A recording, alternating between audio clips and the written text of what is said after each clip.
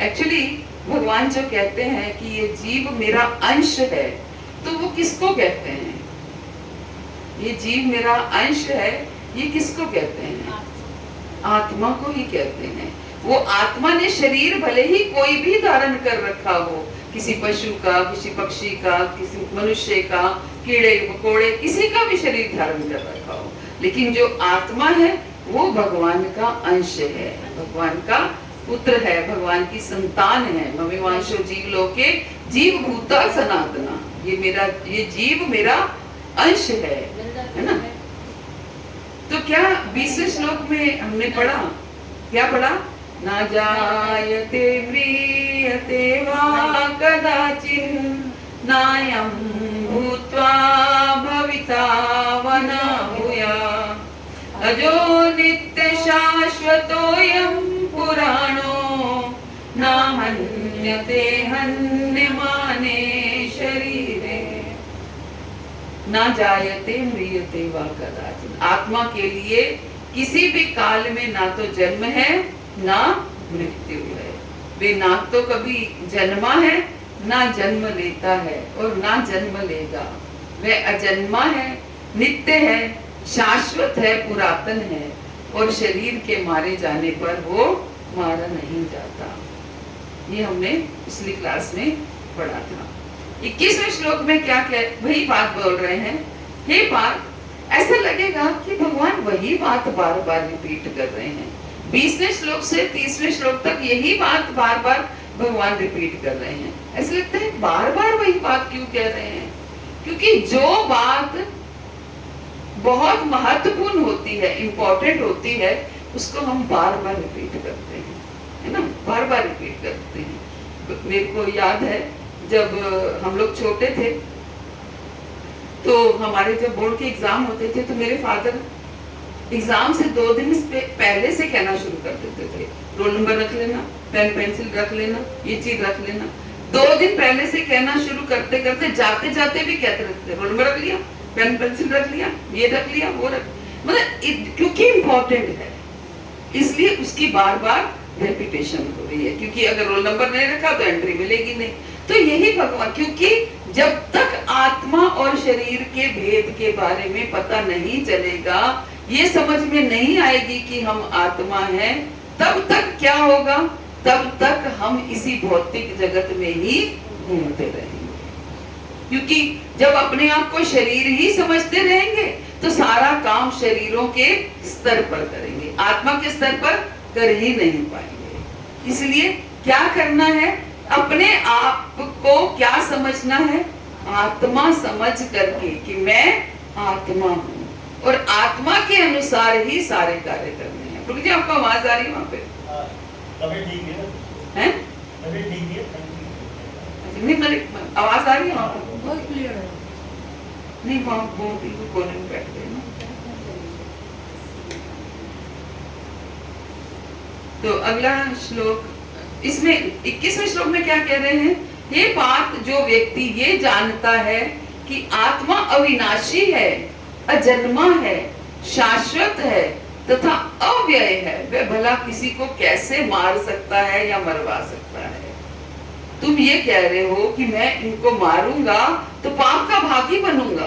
अर्जुन की यही कहना था ना कि मैं ये सामने जो लोग खड़े हैं इनको मारूंगा तो पाप का भागी बनूंगा। तो क्या कह रहे हैं कि जो व्यक्ति ये जानता है कि आत्मा अविनाशी है, आत्मा का कभी विनाश नहीं होता, आत्मा अजन्मा है, आत्मा का कभी जन्म नहीं होता, आत्मा शाश्वत है, आत्मा हमेशा रहती है, क्योंकि ना तो वो जन्मती है ना मरती है, तो वो हमेशा रहती है। और आत्मा अव्यय है। अव्यय मीन्स, व्यय मीन्स समाप्त होना, अव्यय मीन्स जो समाप्त नहीं होते हैं। तो वो भला किसी को कैसे मार सकता है या मरवा सकता है? अर्थात आत्मा एज इट इज रहती है, जैसे है वैसे रहती है। आगे अगला श्लोक 22वां श्लोक आप हम करेंगे। वासांसि जीर्णानि यथा विहाय नवानि गृह्णाति नरोपराणि तथा शरीराणि विहाय जीर्णानि नयानि संयाति नवानि देहि वासांसि जीर्णानि यथा विहाय नवानि गृह्णाति नरो पराणि तथा शरीराणि विहाय जीर्णानि नयानि संयाति नवानि देहि। जिस प्रकार मनुष्य पुराने वस्त्रों को त्याग कर नए वस्त्र धारण करता है, उसी प्रकार आत्मा पुराने तथा व्यर्थ के शरीरों को त्याग कर नवीन भौतिक शरीर धारण करता है। अब उसी बात को दूसरे तरीके से भगवान प्रेजेंट कर रहे हैं। क्या कह रहे हैं?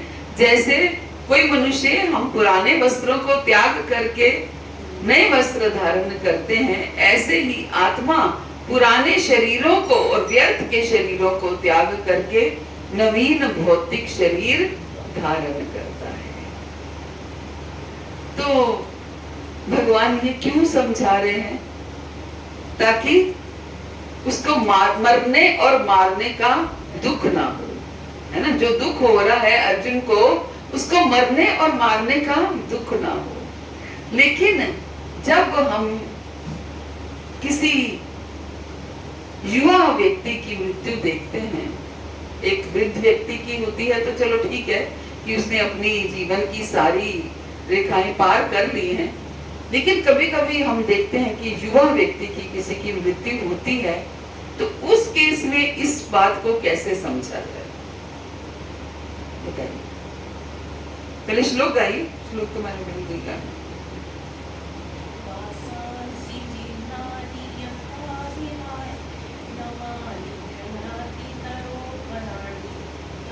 शरीराणि विहाय जीर्णानि संयाति नवानि देहि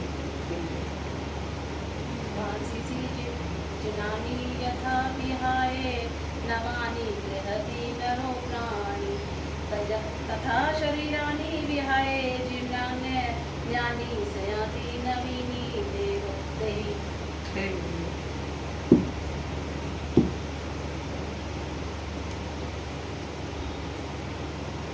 वासांसि जीर्णानि यथा विहाय नवानि गृह्णाति नरोपराणि तथा शरीराणि विहाय जीर्णानि अन्यानि संयाति नवानि देहि। ओके, गाइए प्रभु जी। यथा विहाय नवानि गृह्णाति नरोपराणि तथा शरीराणि विहाय जीर्णानि नयानि संयाति नवानि देहि।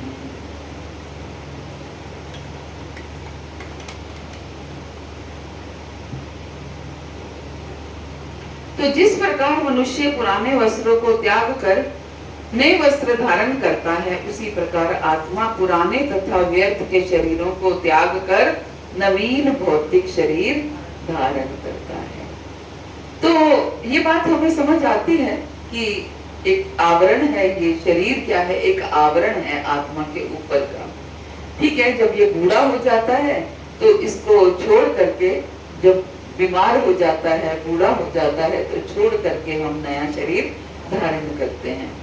लेकिन जब किसी युवा की मृत्यु होती है तो उस समय इस बात को हम कैसे समझ पाए या कैसे समझा पाए? जिनके साथ ये हादसा हुआ है, उनको हम ये बात कैसे समझाएं? अगर उनको हम कहेंगे जी ये तो शरीर है, ये तो जाना ही है, तो वो कैसे समझेगा?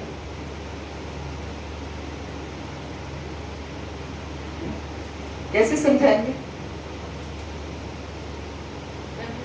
बड़ी कठिन स्थिति होती है ये समझानी। उस समय ये बड़ी कठिन स्थिति होती है, खास तौर से जो धर्म प्रचारक हैं उनके लिए समझाना और ज्यादा, क्योंकि लोग क्या होते हैं, उनसे आशा करते हैं कि ये कुछ करेंगे हमारे लिए, ये हमें कुछ बताएंगे कि अब आपके भगवान कहाँ हैं, अब भगवान ने हमारे साथ ऐसा क्यों किया। क्योंकि हम कुछ भी होता है, सबसे पहला एलिगेशन, सबसे पहली उंगली हमारी भगवान के ऊपर उठती है। हम उस समय सारे नियम अपने कर्म के, अपने बंधन के, हम बद्ध जीव हैं, उसके नियम, ये सब भूल जाते हैं और भगवान को पर दोषावृत्ति करने लगते हैं। तो इस चीज को हम कैसे समझें? तो सबसे पहले हमें ये समझना है कि ये भौतिक जगत जो है ना, ये दुखालयम है, दुखों का घर है।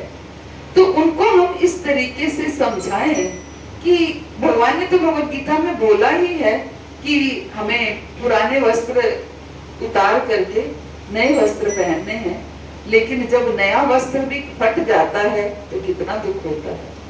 एक वस्त्र भी जब हमने नया नया, मान लीजिए हमने 10,000 की साड़ी खरीदी और पहली बार पहनी और वो फट गई, तो क्या होता है? दुख होता है। गोमा में तो खैर नहीं जाएंगे। 2 लाख की साड़ी क्या है? 2 लाख की साड़ी हो तो साड़ी तो एक करके भी बहुत प्यारी होती है। तो इस तरीके जब एक नए वस्त्र का हमें वो होता है, तो जो एक युवा व्यक्ति या कोई घर का बच्चा, कोई बालक अगर जब जाता है तो फिर हमें क्या कष्ट नहीं होगा? कष्ट तो होगा ना, तकलीफ तो होती है। घर में वृद्ध व्यक्ति जाता है, उसकी तकलीफ होती है, तो युवा की तो तकलीफ होती है। तो फिर भगवान की इस बात को हम कैसे समझें और उनको कैसे समझाएं कि ये हमें अच्छे से समझ लेना है कि ये संसार दुखालयम है, दुखों का घर है, यहाँ दुख ही दुख है।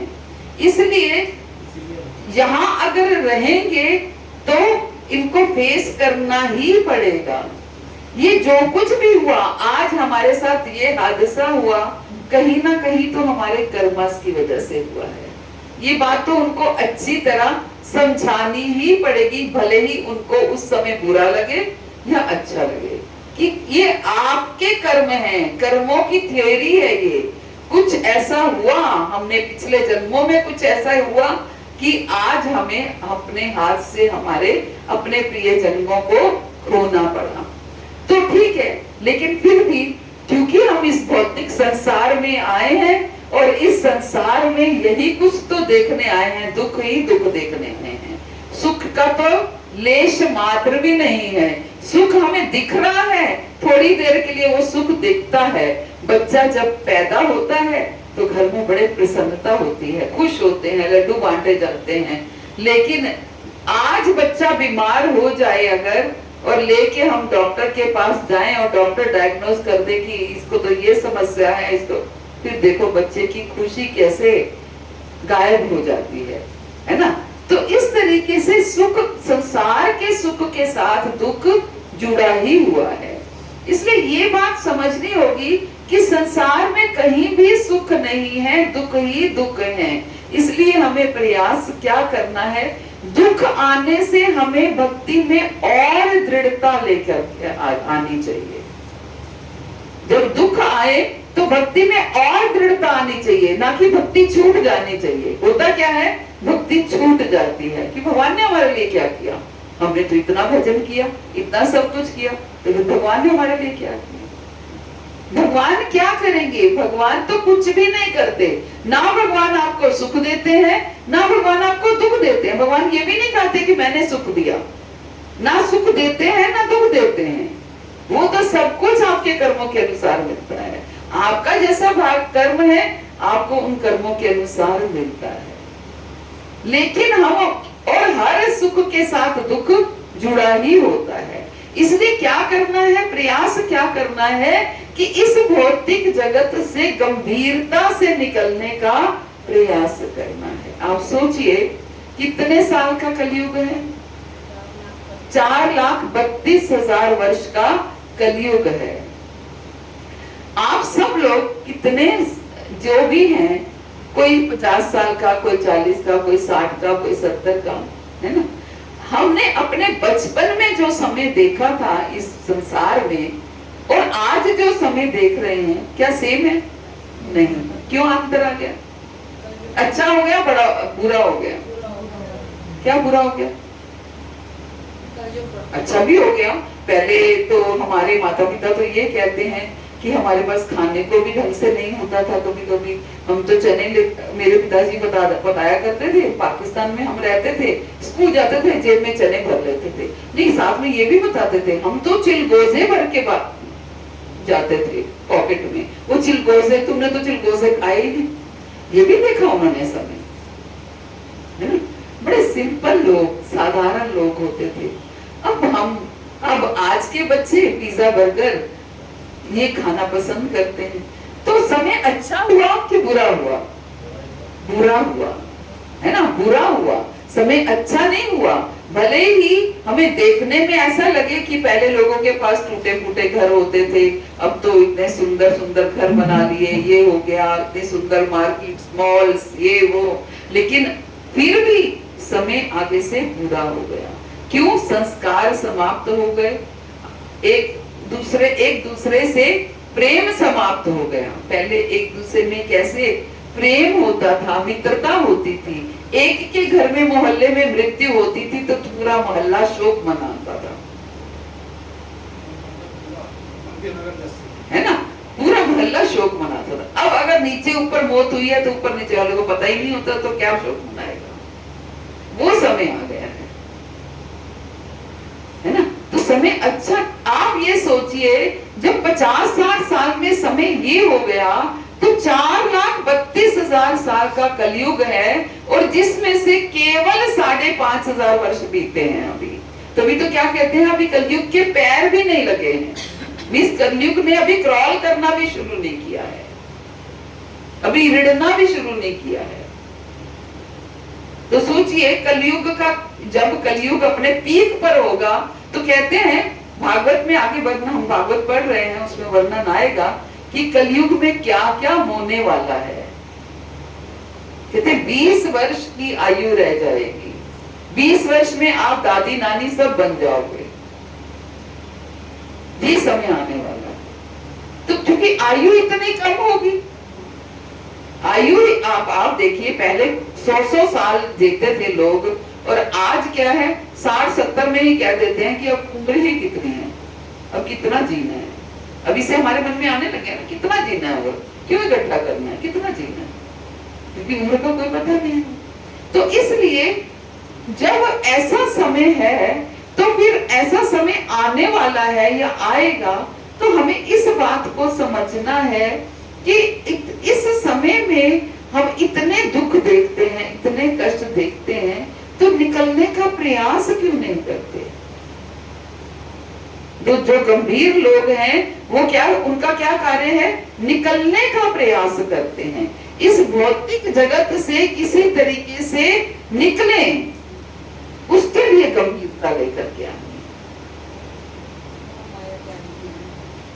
मोह माया त्यागनी है, आसान नहीं है लेकिन बहुत कठिन भी नहीं है। अगर भगवान ने त्यागने को कहा है तो इसका मतलब हम त्याग सकते हैं, तभी भगवान ने त्यागने को कहा है ना? इसका मतलब हम त्याग सकते हैं तभी भगवान ने त्यागने को कहा है। अदरवाइज भगवान हमें कहते ही ना त्यागने को, हम त्याग सकते हैं इसलिए भगवान ने त्यागने को कहा है। तो भगवान क्या कह रहे हैं कि हमें दुख, अगर इस भौतिक जगत में जिनके घर में ऐसे कोई युवा मृत्यु होती है तो उनको हमें यही समझाना है कि आज हमने ये कष्ट देखा अपने आंखों से, कल हम दोबारा आएंगे तो क्या गारंटी है कि दोबारा नहीं देखना पड़ेगा। अपने सामने अपने बच्चों को जाते हुए देखना, अपने सामने अपने प्रियजनों को जाते हुए देखना, अपने और खासतौर से छोटी छोटी उम्र में, तो बड़ा कष्टदायक है। तो इसलिए इससे हमें ये नहीं करना है कि ठीक है कोई भगवान नहीं है, भगवान को तोड़ो फोड़ो, भगवान ने क्या किया, भगवान का नाम लेने से क्या होता है, भगवान की पूजा करने से क्या होता है, कुछ नहीं होता है।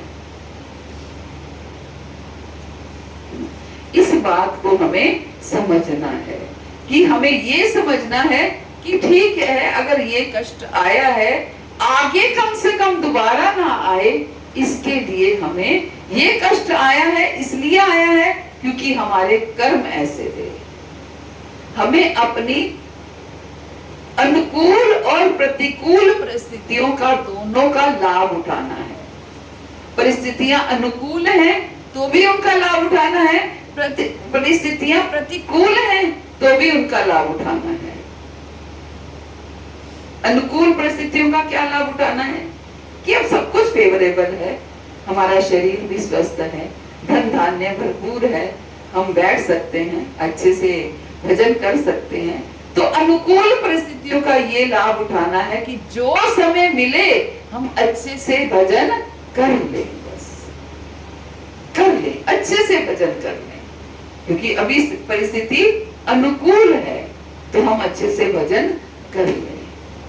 तो अनुकूल परिस्थितियों का लाभ ये है कि हम अच्छे से भजन कर लें और दूसरों को भी भजन के बारे में बताएं, नाम जप के बारे में बताएं। और प्रतिकूल परिस्थितियों का लाभ क्या है? अनुकूल परिस्थितियों का तो ठीक है, लाभ ये है। प्रतिकूल परिस्थितियों का क्या लाभ है? हमारे ऊपर परिस्थितियां हमारी प्रतिकूल हैं, तो उसका हम कैसे लाभ उठा सकते हैं? उसमें तो ज्यादा भजन करना चाहिए ना। कुंती ने यही मांगा था, कृष्ण भगवान से कुंती ने यही मांगा था। कुंती महारानी ने क्या मांगा? हे प्रभु, मुझे और दुख दीजिए और कष्ट दीजिए। तो प्रतिकूल परिस्थितियों का यही लाभ हम उठाना चाहिए, ये सोचकर कि आज मेरी परिस्थितियां प्रतिकूल हैं, आज मेरे जीवन में इतने कष्ट हैं, जिसका कारण क्या है कि मैंने पूर्व जन्म में भजन नहीं किया। जिसका कारण क्या है? मेरे कर्म ऐसे हैं कि जिसकी वजह से मुझे ये कष्ट सहना पड़ा। तो कम से कम अब मैं ऐसे कर्म ना करूं। पहले भजन नहीं किया तब ये देखना पड़ा, लेकिन अब मैं ये ना करूं, अब ऐसा ना हो कि मैं भजन ना करूं और फिर से मुझे ये कष्ट देखना पड़े। अब मैं भजन करके निकल जाऊं, किसी तरीके से निकल जाऊं, ताकि दोबारा मुझे इस भौतिक जगत में आ करके इन कष्टों को ना सहना पड़े। डरना चाहिए, सच में कष्टों से डरना ही चाहिए। वो मान लीजिए कोई व्यक्ति अपने घर में बिल्कुल सुखी है, अपने घर में बिल्कुल सुखी है। कैसे सुखी है? कोई समस्या नहीं है, शरीर से सुखी है, धन धान्य से सुखी है और हर तरीके से सुखी है। लेकिन वो ये सोच सकता है कि वो तो सुखी है। तो ये अच्छा बीच में कट रहा है ना?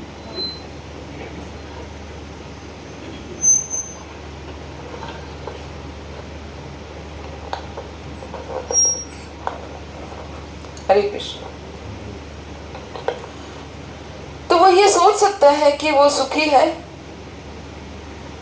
क्योंकि भय की तलवार हमेशा टंगी रहती है। कोई कह सकता है मैं तो बहुत सुखी हूं, अगले ही पल कुछ भी हो सकता है। जन्म मृत्यु जरा व्याधि, है ना? जन्म का दुख, मृत्यु का दुख, मृत्यु का भय हर किसी को लगा हुआ है। घर परिवार में बच्चे बाहर गए हैं, पति बाहर गए हैं, ये हर समय दुख हमेशा हमें लगा रहता है ना? बुढ़ापे का दुख, बीमारी का दुख, कोविड आया तो हमें कितना भय लगा रहता था हर समय कि कोई बीमारी ना हो जाए, कोविड ना हो जाए। तो इस तरीके से ये दुख हमेशा, भले ही हम कितने ही धन धान्य से भरपूर हों, लेकिन हमें ये चार दुख हमेशा लगे रहते हैं। कौन से चार दुख? जन्म मृत्यु जरा व्याधि। जन्म का दुख, मृत्यु का दुख, बुढ़ापे का दुख और बीमारी का दुख। आप देखो, जिसको देखो उसको कैंसर है, हर दूसरे तीसरे लोग को। किसी किसी को कभी सुना था। मुझे याद है एक मूवी आई थी शुरू शुरू में कैंसर की, पता नहीं मुझे, नहीं हाँ आनंद में था कैंसर। जो भी, तो उस समय ऐसा लगता था कि किसी को होता होगा, है ना, किसी को। अब तो शायद ही भगवान की कृपा से ही कोई घर बचते होंगे, है ना, ये हिसाब है। बच्चों को भी शुरू बच्चों को। तो जन्म मृत्यु जरा व्याधि का दुख कष्ट भय हमेशा लगा रहता है। थोड़ी सी उम्र बढ़ती है हम भयभीत हो जाते हैं, पता नहीं बुढ़ापा कैसे कटेगा, कहीं बिस्तर तो नहीं पकड़ना पड़ेगा, कहीं किसी से सेवा तो नहीं करानी पड़ेगी। तो इस कहने का अर्थ है इस भौतिक जगत में आएंगे तो ये दुख ये भय, हमें भय में जीते रहेंगे। तो क्या करना है, इस भौतिक जगत से निकलने का प्रयास करना है ना। विपरीत परिस्थितियों का ये लाभ इस तरीके से उठाना है कि विपरीत परिस्थितियों को देखकर डर जाना है। कहते हैं ना, डरना नहीं चाहिए, झेलना चाहिए, ठीक है झेलना चाहिए, लेकिन डरना लाभदायक है ना। डरना लाभदायक है। किस लिए लाभदायक है कि डरने से हमारे अंदर ये भावना जागृत होगी कि हम निकलने का प्रयास करें, निकले यहां से, अदरवाइज हम निकलने का प्रयास नहीं करेंगे, अदरवाइज हम निकलने का प्रयास नहीं करेंगे। हमें अच्छा लग रहा है, जैसे कहते हैं ना कि इंद्र को एक बार श्राप मिला तो उसको शूकर की योनि मिली। शूकर मतलब सुअर की योनि में आना पड़ा। तो वो इंद्र होकर भी सुअर की योनि उसको प्राप्त हुई, और वो सुअर की योनि में इतना मस्त है कि उसका छोड़ के जाने की इच्छा नहीं हो रही। भगवान स्वयं लेने के लिए आए तो बोले मैं तो तब भाई तुम्हारा अब श्राप समाप्त हो गया है, अब तुम चलो, कि मैं तो तब जाऊंगा, मेरे साथ मेरी ये पत्नी यानी कि सुवर्णी को साथ लेके चलो, मेरे बच्चों को साथ लेके चलो।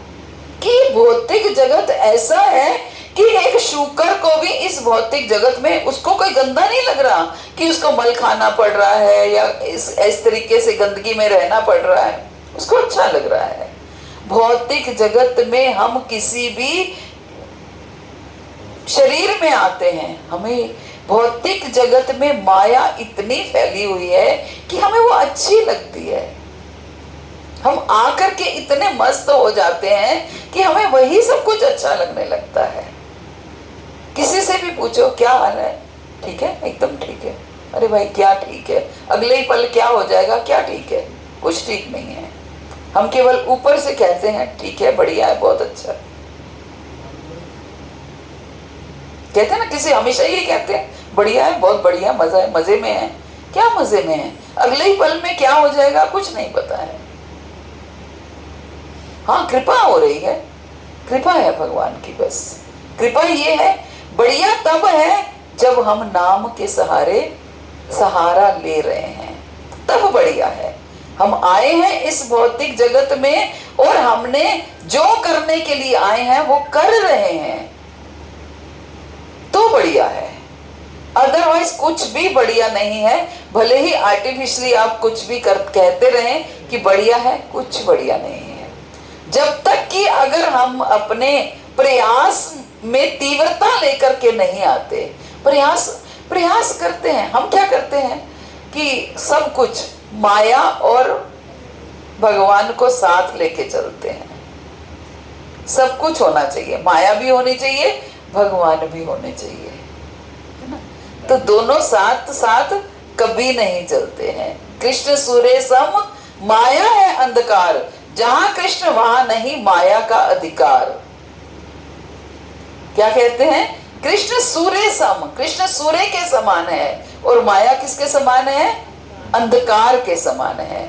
जहां कृष्ण वहां नहीं माया का अधिकार, जहां कृष्ण है वहां माया नहीं आ सकती। अगर हम माया में हैं तो इसका मतलब हमारे पास कृष्ण नहीं है। जितने परसेंट माया में है उतने परसेंट कृष्ण की एब्सेंस है। माया क्या है? जो चीज हमें कृष्ण से दूर करती है वो माया है। हमें भजन नहीं करने देती नींद, तो नींद क्या है? माया है। हमें बच्चे भजन नहीं करने देते, बच्चे कह रहे मामा पार्टी में चलो, बाहर होटल में खाने चलो, यहाँ चलो, वहाँ चलो, घूमने चलो, मूवी देखने चलो। तो हम बच्चों को हम बहाना बनाते हैं बच्चों को प्रसन्न करने के लिए कि ठीक है, बच्चों को प्रसन्न करने के लिए करना पड़ता है, ये भी जरूरी है। लेकिन ठीक है, कभी कभार करना पड़ता हो सकता है, लेकिन बदले में आप ये भी आशा करो कि बच्चे भी आपको प्रसन्न करने के लिए कुछ करें। जो वो कह रहे हैं अगर वो आप उनका मान रहे हैं, तो जो आप कहें वो आपका माने। तो इस तरीके से ये रेसिप्रोकेशन होना चाहिए। तो भगवान यही कह रहे हैं कि मनुष्य पुराने वस्त्रों को त्याग करके नए वस्त्र धारण करता है, उसी प्रकार आत्मा पुराने वस्त्रों को उतार करके नए भौतिक, पुराने शरीरों को उतार करके नए भौतिक शरीर ग्रहण करती है। लेकिन इसको युवा मृत्यु में समझना बहुत कठिन है। उसको किस तरीके से समझा जाए कि जब तक हम यहाँ से निकलने का प्रयास नहीं करेंगे तो ऐसे कष्ट हमें आए दिन झेलने पड़ेंगे, आए दिन झेलने पड़ेंगे। मेरी एक मित्र हैं, आज से समझ लीजिए मैं 15 साल पहले की बता रही हूँ बात, और मेरी क्लासमेट, मतलब मेरी एज की, 15 साल पहले समझ लीजिए 40-45 की एज में, तो हस्बैंड को कैंसर हो गया, कैंसर से मृत्यु हो गई। अभी हस्बैंड की बरसी नहीं हुई थी और बेटा पंजाब गया हुआ था और वहां पर बाइक से जा रहा था, बरसी के लिए घर आ रहा था, फादर की बरसी है उसके लिए घर आ रहा था, और बाइक नदी में गिर गई। सोचिए 22, 23, 24 साल का बच्चा है ना, और अभी हस्बैंड की बरसी नहीं हुई है तो बेटा चला गया। अब ऐसे में माँ क्या करेगी? भगवान को कोसेगी। ये सोच, ये बुद्धि नहीं आएगी कि मेरे कर्म हैं जो मुझे इतने बड़े बड़े दुख देखने पड़ रहे हैं, कुछ मेरे से क्या गलत हुआ, क्या हुआ जो आज मैंने अपने इतने बड़े बड़े कष्टों को देख रही हूं। तो कम से कम मैं अब इतनी गंभीर हो जाऊं कि आगे इन कष्टों को ना देख पाऊं। ये चेतना आ सकती है, हैं? एक भक्त को आ सकती है ना भाई ना, एक भक्त अगर है तो ऐसा आ सकती है। तो संसार सच में बहुत बड़ा दुखालयम है। हमें यही हमेशा समझनी है इस बात को कि कैसे हम इस संसार से निकलने का प्रयास करें। भगवान ने 20 श्लोक से 30 श्लोक तक आत्मा का ज्ञान इसीलिए दिया कि हम यहाँ से निकलने का प्रयास करें और अपने आप को आत्मा के स्तर पर रखें, अपने आप को शरीर ना माने और आत्मा के स्तर पर जिए, है ना। लेकिन आप सब अपने आप देख सकते हैं कि आप कितना आत्मा के लिए करते हैं और कितना शरीर के लिए करते हैं।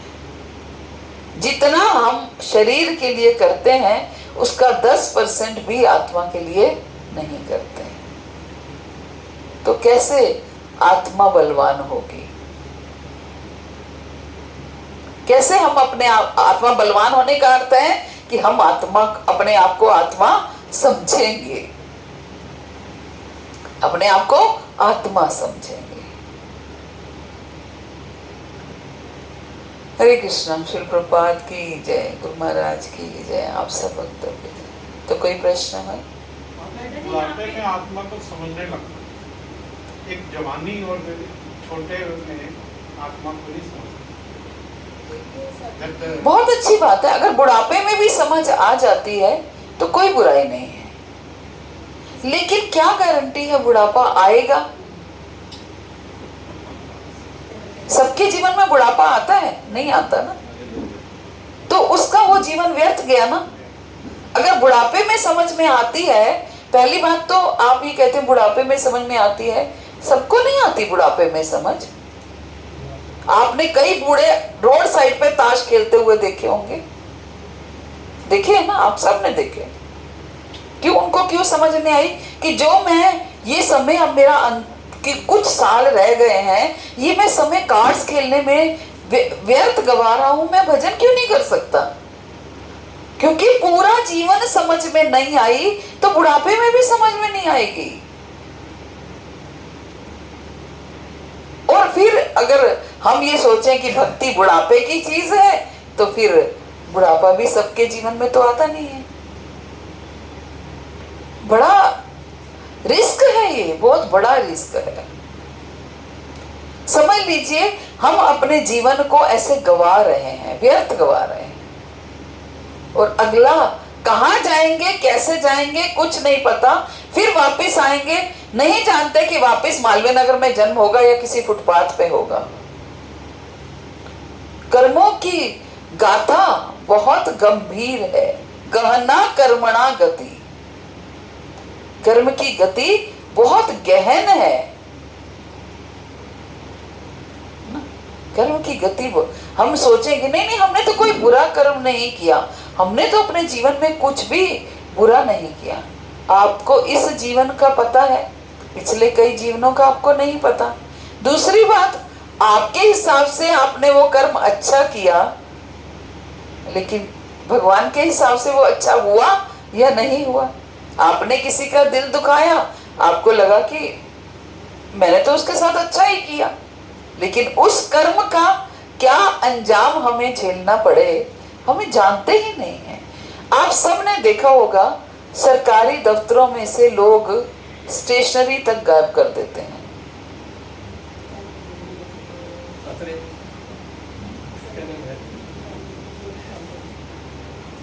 क्या लगता है कि ये कर्म नहीं बना? लेकिन किया ना लोग, जिसने भी किया ना। टाइम की भी तो चोरी करते, टाइम की भी चोरी करते। चलो टाइम की चोरी आप करके फिर भी उसको आप कंपेंसेट कर सकते हो। अगर आप कभी आधा घंटा लेट आए, तो कभी ऑफिस को ज्यादा काम की जरूरत है तो आधा घंटा लेट बैठकर आप उसको कंपेंसेट कर देते हो। टाइम को इस तरीके से मैनेज कर सकते हैं। लेकिन जो हम, ये तो मैं उदाहरण दे रही हूँ, ऐसे हम कई कर्म करते हैं जो हमें पता ही नहीं चलते कि हमारा कर्म बन रहा है।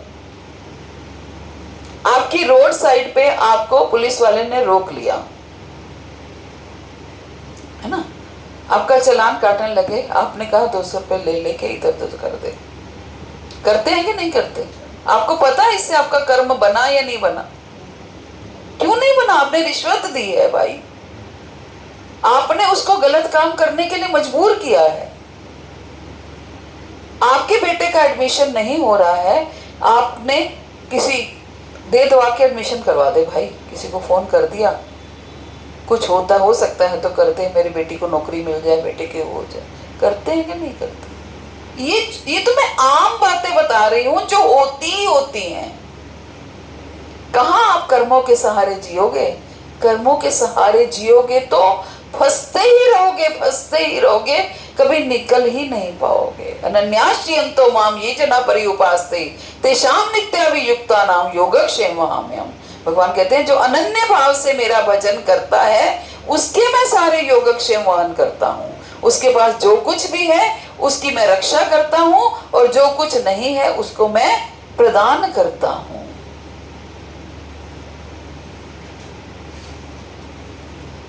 जो कुछ उसके पास नहीं है वो मैं प्रदान, किसको? जो अनन्य भाव से मेरा भजन करता है। तो जो अनन्य भाव से मेरा भजन नहीं करता उसका क्या?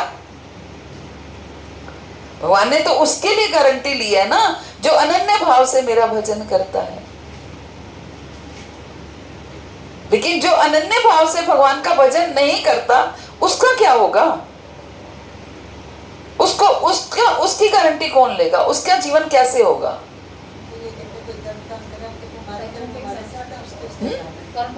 यस, उसका जीवन उसके कर्मों के अनुसार चलेगा। तो कर्मों के अनुसार तो मैं आपको छोटे छोटे कर्म 3-4 गिनवा दिए ना, और जो हम सब करते हैं, अभी मैं और लिस्ट पकड़ा सकती हूँ। हैं? सिस्टम हम तो हमें तो ये तो पार्ट ऑफ लाइफ है, नॉट पार्ट ऑफ लाइफ।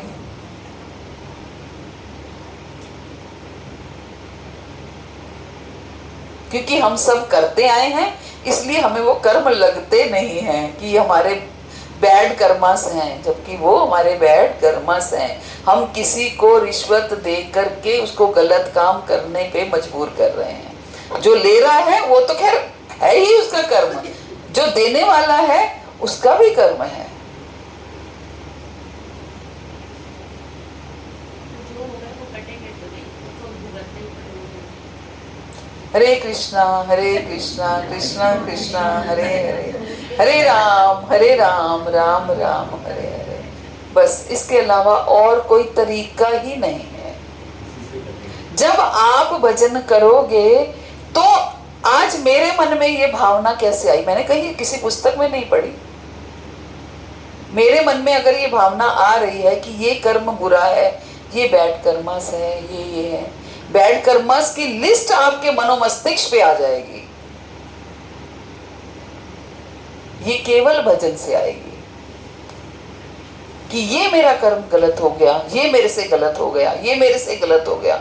जैसे ही करोगे, पहले तो होगा नहीं, भगवान अपने आप उनसे ऐसे कर्म ही नहीं करवाते।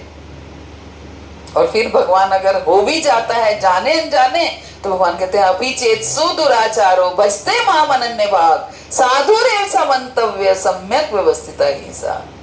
भगवत गीता पढ़िए, आपको अपने प्रश्नों के जवाब मिलेंगे, है ना। अपि चेत सुदुराचारो, कोई दुराचारी से दुराचारी व्यक्ति भी होता है, अगर वो मेरा अनन्य भाव से भजन करता है तो उसको साधु मानना चाहिए। किस लिए?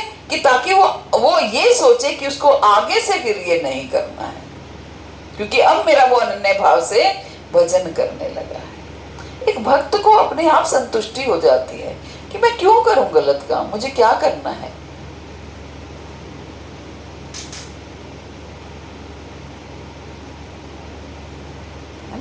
तो ये बातें छोटी छोटी बातें हैं, हम कभी गंभीरता से सोचते नहीं हैं इसको। तो जब तक हम अपने आप को शरीर समझते रहेंगे, शरीरों के लिए कर्म करते रहेंगे।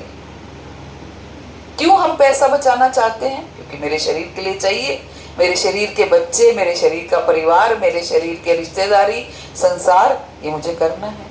भले ही हम बुढ़ापे के कंधे पे बैठे हैं, मृत्यु के कंधे पे बैठे हैं, फिर भी सोच लेंगे यहाँ से बच जाए किसी तरीके से। क्या करोगे भाई, तुम तो मर जाओगे, मेरे बच्चे हैं ना।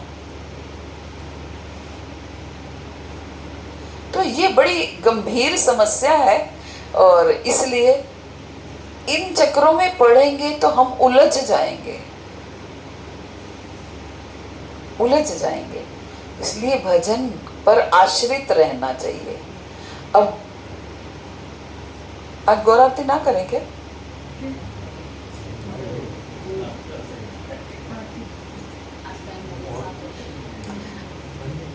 चलिए ठीक है, ये तो चलता रहेगा।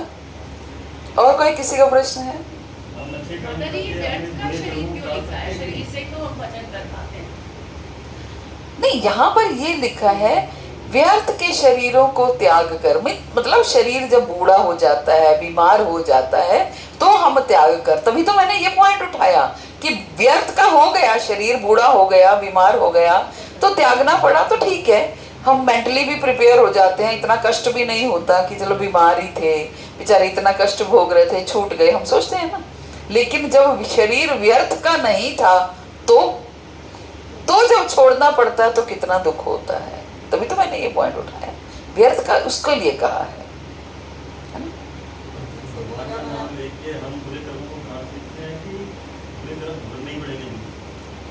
भगवान का नाम लेकर के एक नाम ही है जो हमारे कर्मों को काटता है ना। बाकी कर्मों को नहीं काटता है, कर्म काटता है इन द सेंस कर्म का भुगतान तो करना ही पड़ता है, लेकिन वो कर्म का भुगतान ऐसे लगता है कि जैसे लगनी तो तलवार थी और लग सुई की तरह है। आपको लगेगा ही नहीं कि ऐसे कट गया। सहने की शक्ति आ जाती है, आपको लगेगा ही नहीं कि ये कुछ मेरे साथ न जाने क्या हो गया। ठीक है, ये समझ आ जाएगी ना कि मेरा अपना कर्म है, तो मैं अपने आप सहन कर लूंगा।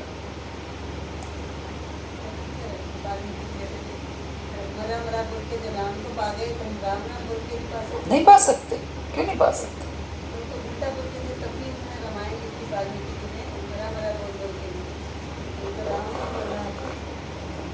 तो कहते हैं ना, तुलसी मेरे राम को रीज भजो या हीज, भूम पड़ा फलदाएगा उल्टा सीधा बीज। कैसे भी भजो, बस भजो नाम धारा। फिर भी तो हम क्या भज रहे हैं? कौन, कितने लोग 16 माला कर रहे हैं?